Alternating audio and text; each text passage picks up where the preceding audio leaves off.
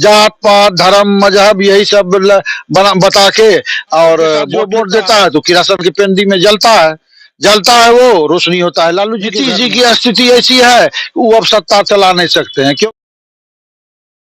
नमस्कार, आदाब, सत श्री अकाल। मैं नीरज और आप देख रहे हैं नेशन 24 न्यूज। और अभी हम मौजूद हैं बीरपुर विधानसभा क्षेत्र में, और आपको हम बता दें कि हमारे साथ मौजूद हैं जनसुराज से लड़ने जा रहे हैं पहली बार चुनाव पवन चौधरी जी। तो चलिए हम इनसे बात करते हैं और समझते हैं कि समाज सेवी हैं, बिजनेसमैन भी हैं, पर पहली बार चुनाव लड़ने जा रहे हैं, ताकि इसके पीछे का मुख्य वजह क्या है। और आपको बता दें कि इनका पारिवारिक पृष्ठभूमि जो है राजनीतिक ही रहा है। तो चलिए हम इनसे चर्चा करते हैं और समझते हैं सारी चीजों को। इस बीरपुर विधानसभा का रणनीति क्या है, क्या स्थिति है, जब ये जनता के बीच जा रहे हैं तो किस तरह से समस्याओं से इनको रूबरू होना पड़ रहा है, और इनका वादा और मुद्दा जनता के लिए क्या है। नेशन 24 में शेयर आने के लिए बहुत बहुत धन्यवाद। सर, पहला सवाल है सर कि आप पहली बार चुनाव लड़ने जा रहे हैं, जनसुराज से जनता के बीच भी जा रहे हैं। ऐसे तो आपके जो जानकारी हमें प्राप्त है उसके अनुसार आप लंबे समय से समाज सेवी से जुड़े हुए हैं, लोगों के सेवा भाव में लगे रहते हैं, सुख हो चाहे दुख हो। सर, राजनीति में आने के पीछे का कारण क्या है? देखिए, राजनीति में आने का कोई पीछे कारण नहीं है, क्योंकि कि हमारे परिवार राजनीतिक विधि व्यवस्था से और समाज सेवा से पूर्वजों से ही जुड़ा हुआ है, जिसको हम निर्वाह कर रहे हैं अपने तरीके से। जी सर, बीजेपी परिवार की बात करें तो बीजेपी से जो जुड़े हुए हैं लंबे समय से, चाहे वो सांसद के रूप में हो, चाहे वो विधायक के रूप में हो, मंत्री के रूप में हो, पर आप भी तो बीजेपी में आ सकते थे, फिर आप जनसुराज क्यों? नहीं, देखिए, बीजेपी का जहां तक प्रश्न उठता है तो बीजेपी मत कहिए, एनडीए कहिए। तो एनडीए का जो अभी मुखिया है नीतीश कुमार जी, तो उनका जो अभी स्थिति है, और कहिए एक ढंग से मानसिक स्थिति, वो कुछ चीज उनका हम देखे सोशल मीडिया में जो मुझे पसंद नहीं हुआ, जिसके कारण कि हम कहे कि भाई इनको अगर मुखिया मानेगा, इसी के बीच अपना उम्र खपाइए और ये सा कीजिए, तो अच्छी बात नहीं है, पहली बात। दूसरी बात रही भाजपा का, हम भाजपाई थे जरूर। भाजपा में जो अभी ले लीजिए, अभी प्रदेश अध्यक्ष का ही तो उनका सच्चाई खुल के सामने आ रहा है। तो ये सच्चाई उनको हमारे ज्वाइनिंग करने से जनसुराज में पहले से ही हमको जानकारी थी सारी बात की, क्योंकि कि हम भाजपा से जुड़े हुए थे। दिलीप जायसवाल से भी मेरा अच्छा संबंध था, तो हम सारी बात जानते थे कि उन्होंने कैसे कॉलेज को अपने ग्रिप में लिया और कैसे किसका हत्या, राजेश शाह का हत्या करवाया, सब चीज की जानकारी थी हमें। तो जान ही रहे थे कि ये भी एक अपराधी चरित्र का आदमी है, और सब भी आदमी है जो मुख्य लाइन में जो है वो अपराधी चरित्र का ही आदमी है। इस सब बात को देख के हमको लगा कि एक पढ़े लिखे व्यक्ति के साथ जाने पर आदमी का सोच थोड़ा आगे बढ़ता है। और प्रशांत जी जिस तरीके के व्यक्ति हैं, और अपनी बात को जो आज 3 वर्ष में इन्होंने जनता के बीच में रखा है, और जिस तरीके से ये पदयात्रा किए, तो ये जस्ट लाइक 77 के पहले, जो 77 के समय में जो जयप्रकाश नारायण जी थे, वो काम आज प्रशांत जी कर रहे हैं। माने कि मान लीजिए कि 50 वर्ष के बाद। जिस तरह का आज विस्फोट प्रशांत किशोर जी ने भरे प्रेस कॉन्फ्रेंस में किए हैं, क्या लगता है इसका असर वोट बैंक पे पड़ेगा? देखिए, वोट बैंक में तो प्रशांत जी के जो जनता के बीच बात रख रहे हैं, और जनता का जो मूलभूत समस्या है जनता में, सबसे बड़ा चीज है कि बिहार में जितना सरकार के आंकड़े में गरीबी है, कहीं उससे ज्यादा गरीबी बिहार में है।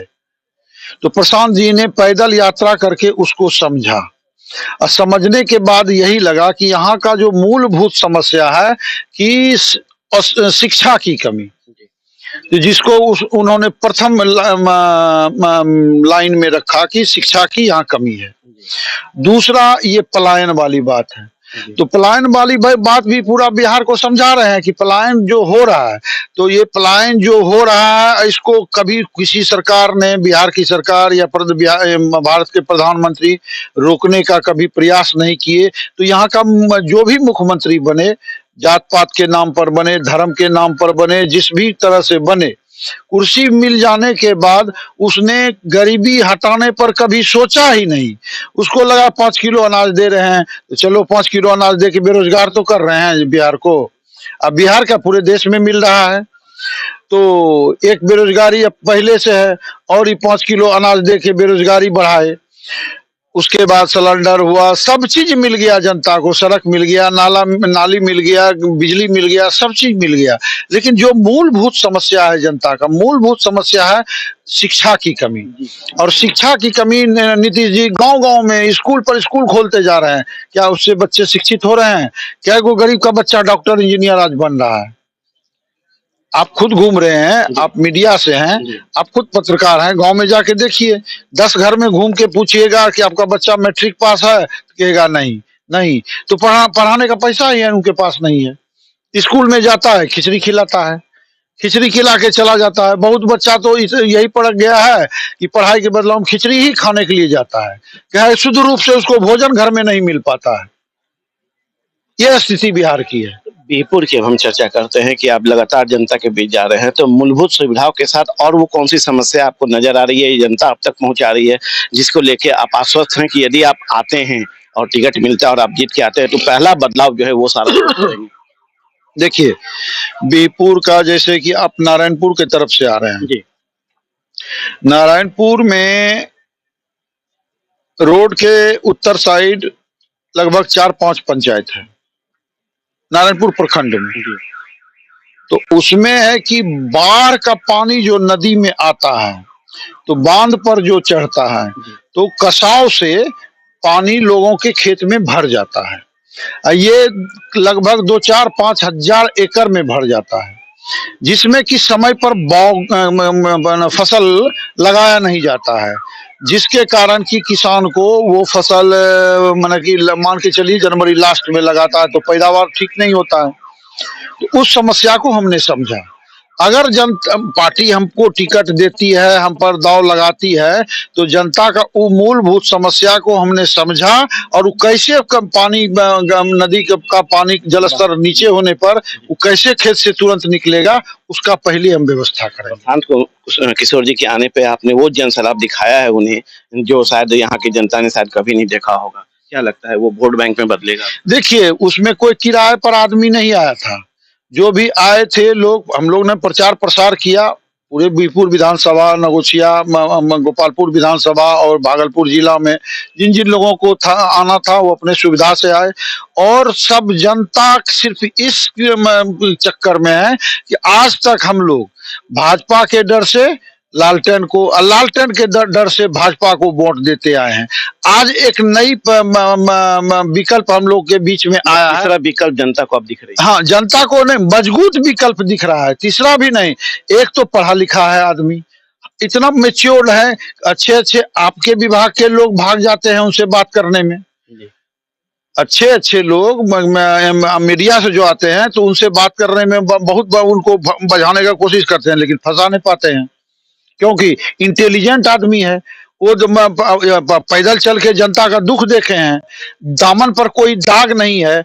अगर उन्होंने चुनाव का क्या कहते हैं कि प्रबंधन किया, फलाना किया, तो हम पेट्रोल पंप चला रहे हैं।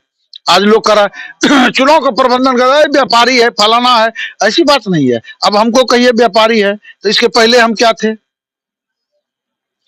वो आदमी संपन्न हो गए और उसके पास सरस्वती था, तो सरस्वती था तो लक्ष्मी चल के गई।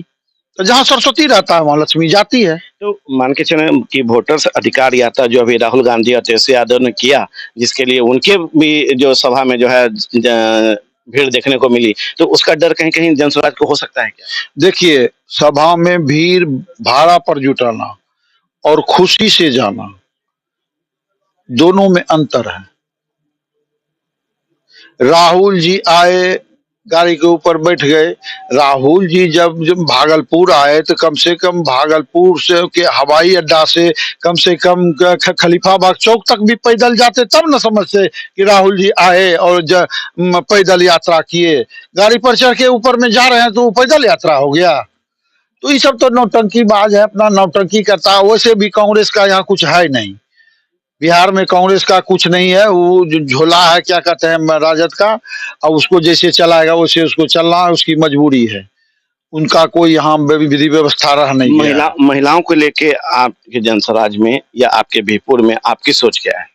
देखिए, जैसे कि महिलाओं का आप गांव घर में जाइएगा तो आपको ऐसी सब महिलाएं मिलेगी जो कि मतलब कि चाहती कुछ है कि हम कुछ करें, है ना। अगर जो प्रशांत जी महिलाओं के लिए विशेष व्यवस्था लाए हैं कि 4% में हम 5 लाख रुपया महिला को देंगे रोजगार के लिए, उनको 4% इंटरेस्ट भरना पड़ेगा, तो वो व्यवस्था आ जाएगा तो महिलाओं में भी बहुत सुधार होगा। मेरा सवाल इसलिए ये था क्योंकि आज कुछ जब लड़कियों बच्चियों से मैंने बात किया तो उनका कहना था कि यहाँ पे कॉलेज ढंग का नहीं मुझे मिल पा रहा है, दूर जाना पड़ता है, इसकी व्यवस्था कौन करेगा? देखिए, प्रशांत जी का जो कहना है कि नर्सरी से लेके और इंटर स्तरीय कॉलेज तक हम हर ब्लॉक में साल में एक खोलेंगे, और वो स्कूल होगा विश्व स्तरीय, नेतरहाट से भी ऊपर। उस स्कूल का जो टीचर होगा वो कोई मेरे गांव का नहीं रहेगा, उसका टीचर भी अलग होगा, और उसमें वैसा शिक्षा हम देंगे कि जो बच्चे उससे पढ़ के निकलेंगे वो बेरोजगार नहीं रहेगा। सर, एक केस आप पे हो गया इधर दौरा के दौरान, जनता के बीच जाने के दौरान, तो उस क्या है वो मामला और इसका कहीं कहीं कुछ? अब हम जन सेवक हैं। एक नारायण, जहां से आप आ रहे हैं नारायणपुर के पास, 2 बच्ची 9 बजे दिन में गंगा में डूब गई स्नान करने के क्रम में, जिसमें एक बच्ची मैट्रिक में 10th में हमारे जिला में टॉप की थी। जैसे ही हमको पता चला कि जिला में वो बच्ची टॉप की थी, हमको इतना दर्द हुआ भीतर से, इतना दर्द हुआ भीतर से कि हम उसको शब्दों में बयान नहीं कर सकते हैं। और क्या कहते हैं कि उसका बच्चे फादर गुजरात में एक गार्ड का नौकरी कर रहा था, मतलब वो भी पलायन के ही चक्कर में था, लेकिन बच्ची पढ़ने में तेज थी, जिला में टॉप की थी 10th में, और वो बच्ची गंगा में डूब के मर गई। और प्रशासन जो है 5 बजे लेके इसको गोताखोर को पहुंचा, अब आधा घंटा वो काम किया, और तेल भी उसके परिवार से ठग लिया, डीजल, और उसके बाद भाग गया। तो हमको पता लगा, हम वहां पहुंचे तो हम प्रशासन को हमने फोन किया, प्रशासन आया तो बड़ा थाना प्रभारी आए, तो वो थाना प्रभारी बोले कि हम आपसे रिक्वेस्ट करते हैं, यहाँ किसी ढंग का अच्छी नहीं हो, तो ना हमने उन पर प्रेशर बनाया। सुबह में 9 बजे तक बच्ची दोनों मिल गई। और थाना प्रभारी का भी हम भाई अच्छी देंगे, दाद देंगे कि उसने जो कमिटमेंट किया कि 6 साढ़े 6 सूर्योदय होगा और गोताखोर आ जाएगा, गोताखोर एनआरएफ की टीम आ गई, तो बच्ची 9 बजे तक मिल गई। तो हम यही 9 बजे में नहीं मिलने के बाद, कल भी जिस दिन घटना घटा था उसके 2 घंटा के बाद होता, 1 घंटा के बाद बच्ची मिल जाती, दूसरे दिन 9 बजे मिली, मैंने 24 घंटा के बाद। तो दुख की बात है। और रहा केस का बात, तो केस जो हम पर किया गया है, कोई थाना प्रभारी नहीं किया है, किसी नेता के दबाव में आके उसने केस किया, हमको बताया कि हम फलाने नेता के दबाव में आके आप पर केस करना पड़ा हमको। नाम बताएंगे? नहीं, नाम हम नहीं बताएंगे। तो हमने कहा कि जितना इच्छा हो केस कीजिए, हम जन सेवा में लगे हुए हैं, जनता का सेवा करेंगे, जनता को दिक्कत होगा तो हम आवाज उठाएंगे। अंतिम सवाल, क्या बीरपुर विधानसभा की जनता को क्या संदेश देना चाहिए कि इस बार कैसे नेता चुने और बदलाव की स्थिति में क्या करना चाहिए? हम कह रहे हैं नेता इस बार चुनने के लिए ही नहीं, जनता को, हम जनता को यही कह रहे हैं, आप आपके बच्चे का भविष्य कौन तय करेगा, जिससे कि आपकी गरीबी दूर होगी, उस अपने बच्चे का भविष्य ढूंढिए, और अब बच्चे का मुंह देख के आप वोट डालिए, जो आपके बच्चे के भविष्य का बात करता हो। नेता को मत चुनिए, नेता को तो चुनते चुनते 35 साल बीत गया आपका, आपको कुछ नहीं बोला, नेता हो गया माला माल। नेता जो जीत के जाता है वो अपने बच्चे के ही बारे में सोचता है कि हम हो, मेरा बच्चा कैसे तरक्की करे। आपको फिर 5 साल के बाद आएगा, वही कमीशन खाएगा, 40% 35% चलता है वो MP लैड में, MLA लैड में, तो वही चलता है, यहाँ धंधा है, और उससे नेता मालामाल हो जाता है। जनता को थोड़ी देखे, घूम के नहीं जाता है, जात पात धर्म मजहब यही सब बता के और वोट लेता है। लालटेन के साथ जो वोट देता है तो किरासन की पेंदी में जलता है वो रोशनी होता है लालू जी के घर में। नीतीश जी की स्थिति ऐसी है कि वो अब सत्ता चला नहीं सकते हैं, क्योंकि अब किसी के सेक्रेटरी के कपार पर सर पर वो गमला उठा के रख देते हैं तो राष्ट्रीय गान में थपड़ी बजाने लगते हैं। तो मान लिया जाए कि अशोक चौधरी के पिताजी के पुण्यतिथि में महावीर चौधरी में जाते हैं तो उनको पुष्पांजलि नहीं करके अशोक चौधरी का पुष्पांजलि करने लगते हैं। तो ये सब तो मान लिया जाए कि छोटा सा दिमाग लगता है कि थोड़ा सा वो गड़बड़ा गया है, वो उम्र होने के कारण उनका चल नहीं रहा है। चलिए, तभी आप पवन चौधरी को सुन रहे थे, जो जनसुराज से यहाँ बीरपुर विधानसभा के लिए जो है चुनाव लड़ने जा रहे हैं। और इन्होंने बहुत बेहतर ढंग से, बेबाक ढंग से सारे सवालों का जवाब दिया। और इनका कहना है कि जनता यदि इस बार जीत के आती है तो इस पूरे क्षेत्र का कायाकल्प करेंगे और मालामाल नहीं होंगे, जो माल आएगा उसे जनता के बीच ही वितरण करने का काम करेंगे। आप देख रहे हैं नेशन 24 न्यूज। नमस्कार।